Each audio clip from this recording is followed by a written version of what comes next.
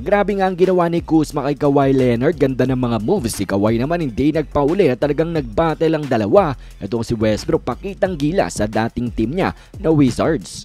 Magkaibang mundo na team nagharap ngayong araw, championship aspirant Clippers laban sa lottery team na Wizards. Sabay start tayo agad din the first quarter kung saan 4 na 3-pointer agad ang binigay ng Clippers sa Wizards defense, dalawang ambag dyan ni James Harden.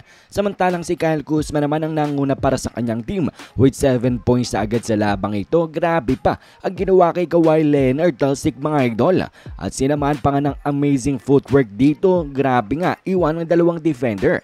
Pumapalag nga mga idol ang young Wizards team dito sa veteranong Clippers at talagang hindi sila lumalayo mga idol, and surprisingly ay naging back and forth tayo sa laban at sagutan sa opensa ang dalawang team sa buong first quarter. Kaya naman 37-35 ang score. Si Kawhi may 11 points samantalang si Kuzma may 16 points na agad. Second quarter naman natin, walang pagbabago sa laban and the back and forth continues for the both teams at patuloy nga rin ang Clippers na nangunguna sa labang ito with the lead.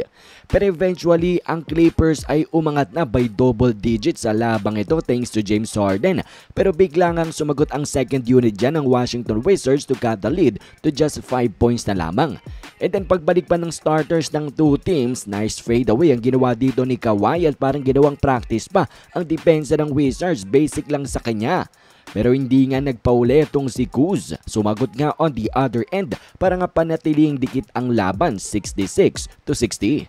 At sa ating third quarter naman, serious mode ng Clippers. Ginawa ng 11 ang kalamangan nila, kaya't quick timeout tuloy ang Washington Wizards. Pero hindi nga napigilan ng timeout ang pagbulusok ng mga dayo. Hirap na ang buong Wizards team sa opensa. Masigip na rin ang depensa ni Kawhi kay Kuzma. Kaya naman naging 17 points na ang advantage nila sa labang ito. At hanggang sa pinagtulungan na nga ng Clippers ang home team dito at hindi na nga sila hinayaang makadikit pa sa labang ito.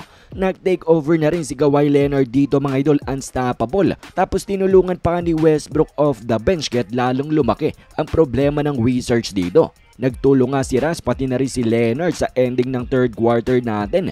Kaya't natikman nilang biggest lead nila, 27-point lead, 106-79.